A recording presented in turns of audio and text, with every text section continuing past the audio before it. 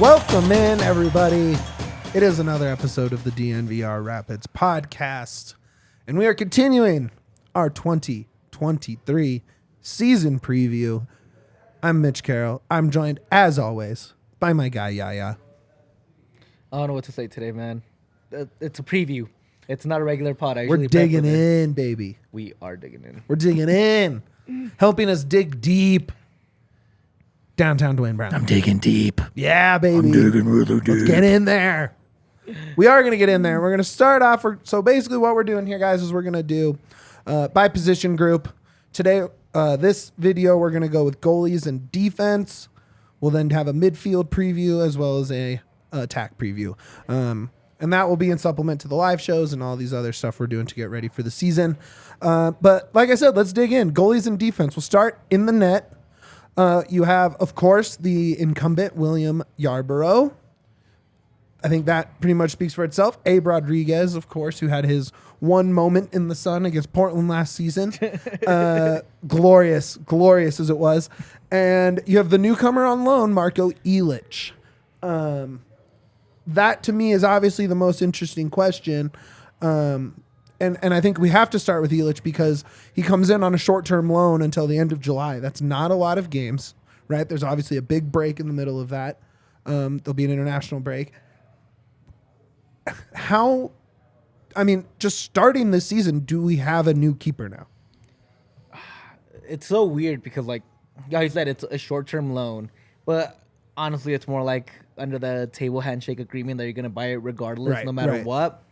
Illich, what Pori kind of said, that's the scouting report I'm going. One thing I really focused on was he's good with his feet, which is something that Yarby is decent with his feet. But having a goalie with his with good feet is very essential for any team, especially when you're trying to play out of the back. So getting Marco in here, I think it's going to be really fun, and I think it's going to be great competition for Yarby.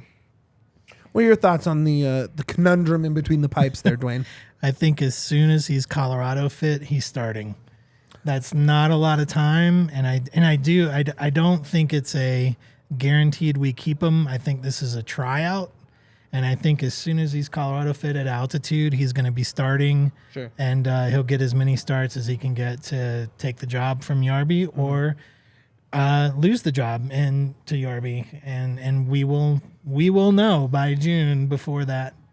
That July deadline hits. Right. Well, as of today, Monday, February 20th, he is not even, I don't even think he's in the country. Yeah. No. Right. Mm-mm. So he is in game shape. Obviously, Belgium has been in season since September, August.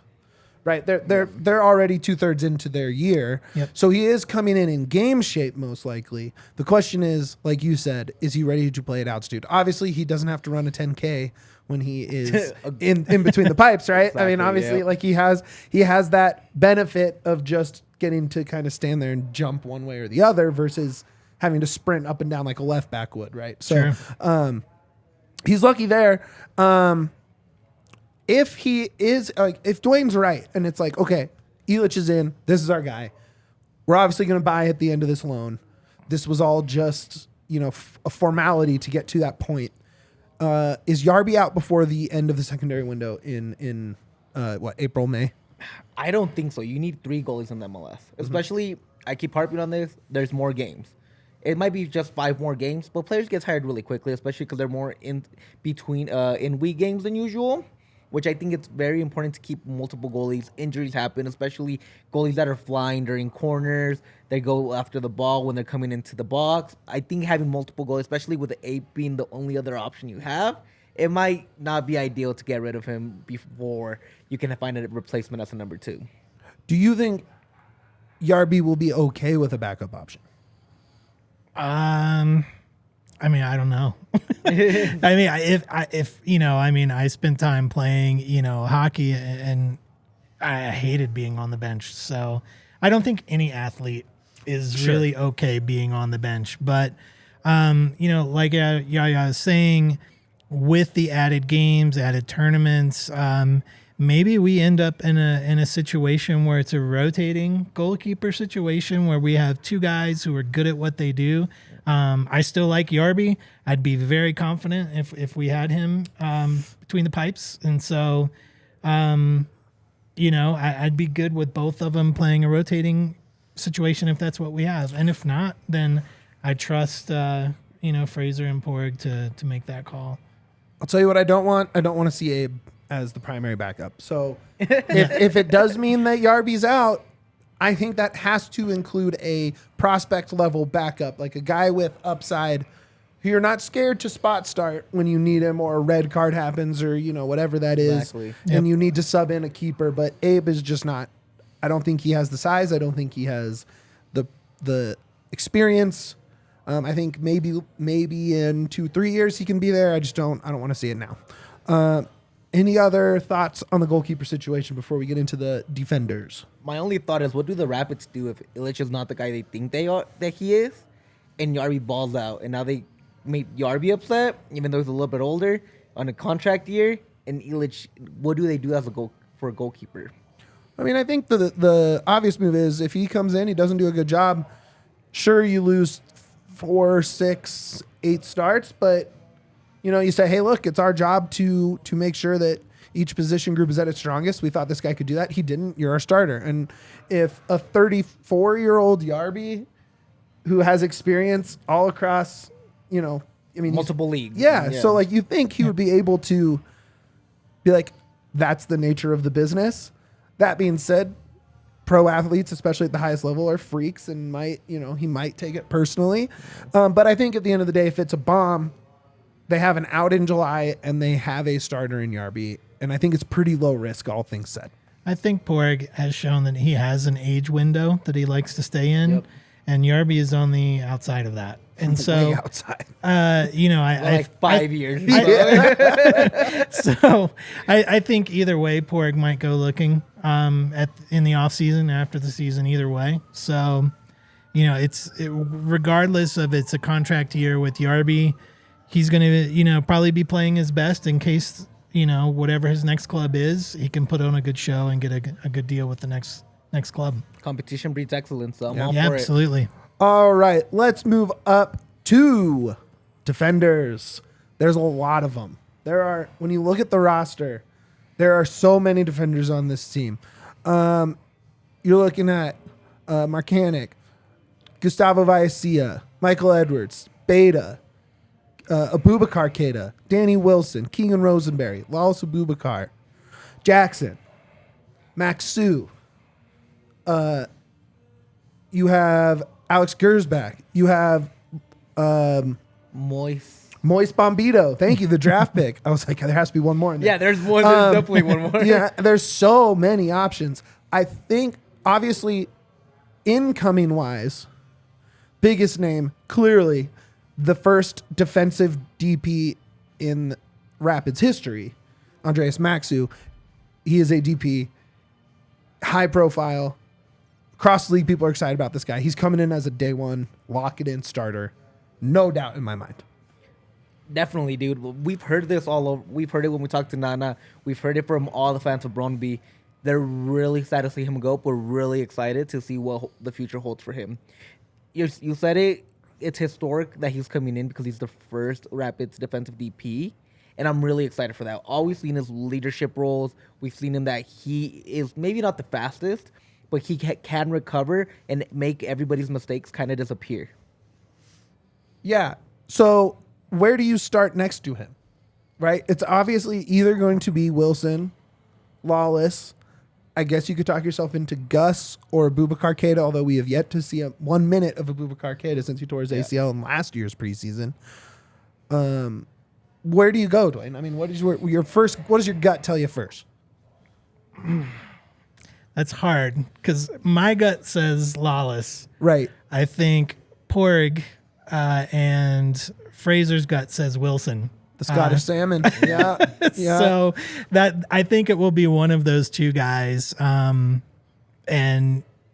we know what we have in those two guys. We know that last year was not a banner year for either, but the year before was very, very strong for both. And I think I'm defending myself against the table right now. Yeah, I mean, to kind of cut into that point you're making, neither of those guys had a strong year last year. It's not like you can be like, well, Danny was strong, Lawless wasn't. Danny, you're in, and you can't do the inverse where you say, Lawless, you were great. Danny, sorry, Lawless gets that spot. Gus, I mean, as much as I like his upside, you can't really point to any one game where you're like, all right, you're the guy. Kate is a complete question mark. It's to me, it's one of the most interesting parts of this defense is even do they go 4 back? What if they put 3 center backs out to start? For me, that would be tough because there's more ground to make up with a three back. Even I think Danny's not agile or athletic enough to play on a 3 back, in my opinion, unless he's the pivot. And I feel like the same thing about Maxsø, that if he's not the pivot, it's just going to be kind of hard. Yeah, it's kind of hard. That's one reason when I was doing these and thinking about what the potential lineup was going to be, I had Lawless because he's more athletic, he can cover more ground. He kind of is a perfect complement to Maxsø and Danny. And that's the one reason I would want Lawless next to Maxsø. Because he's known and because he can have that perfect complement that Maxsø doesn't have. They kind of just feed off each other. He was in the top 5 Rapids goal scorers, potentially even number 3 or 4 on the Rapids goal scoring list. It might have been season. number 3. With his set piece diving kicks, sliding kicks. So just based on that alone, I almost want Lawless in, especially with Jack back. Lawless's ability to finish those set pieces into goals to me is just so intriguing. Outside back, obviously Keegan. Put that in Sharpie that he's starting every single game. You do not have to think about it. Mr. Rapid will be playing all the time. The other side, Gersbach comes in from the 2nd division in France. To me, that says if you're going to go to that level of scouting and kind of have to work out a deal with a club, that there's no natural connection between the Rapids and that club. To me, it says this guy's coming in to start. That being said, Markanic's an option. Even Abubakar Keita could be an option. Beta is the old standby, obviously, and I thought he played very well in the minutes he had to last year. What's your gut tell you for outside back opposite Keegan to start the season? Gersbach. That's the only option that they have at the natural left back. Yeah, that's the thing is I don't know what the other option is. I don't know why you would choose an option that's not a left back when you have one and you just spent money on one. And he has been training. He was in Orlando, right? He wasn't in the Mexico part of preseason, but he did make it to Orlando. He has time with the team. He's been training with the team. Maybe he's not playing 90. He might be playing 60, and you get a Beta appearance, or you shift to a 3 back, or however you want to do it. That could go a number of ways, but it does feel like just from the jump, the deals that Porig made are going to dictate this back line and how it goes.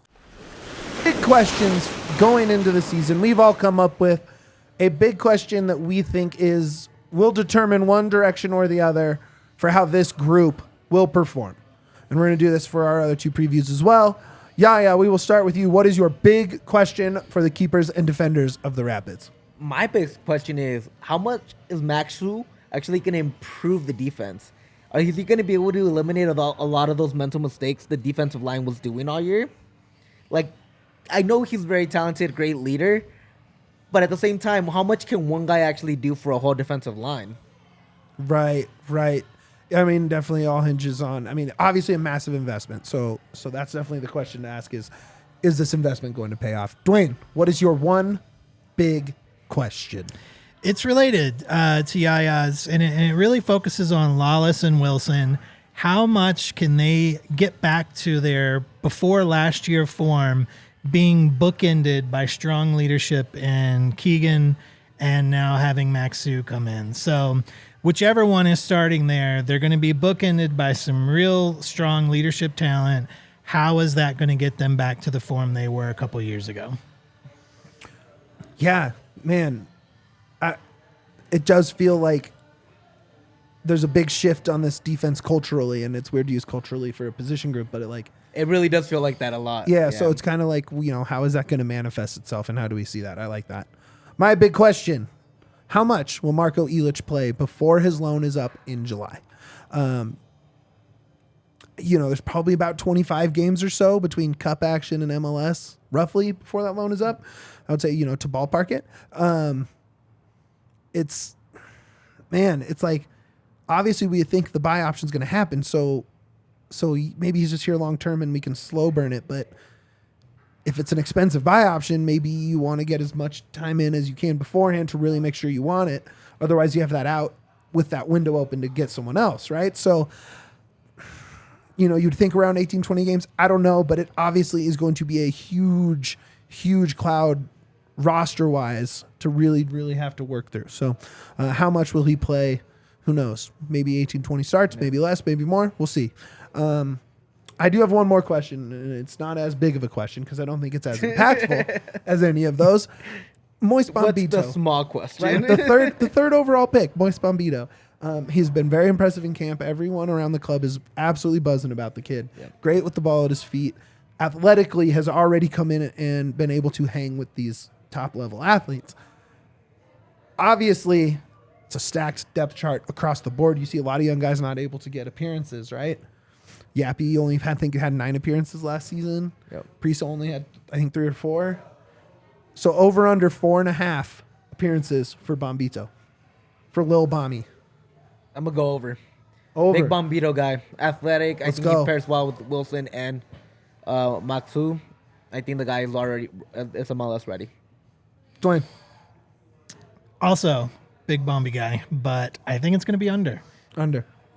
Just a huge line in front of him. Yeah, so. I think slight under, right? But obviously he's competing for minutes with Keita, Gus, one of Lawless and Drew, right? So right there's 3 guys who can play MLS minutes that aren't starters, right? Or at least 2 in front of him. So not to mention that there's, some of the homegrown kids too who are going to be in minutes in there. So so we'll definitely keep an eye out on that. Guys, we will be wrapping up the goalies and defenders right now, and we will be seeing you for our midfield video shortly.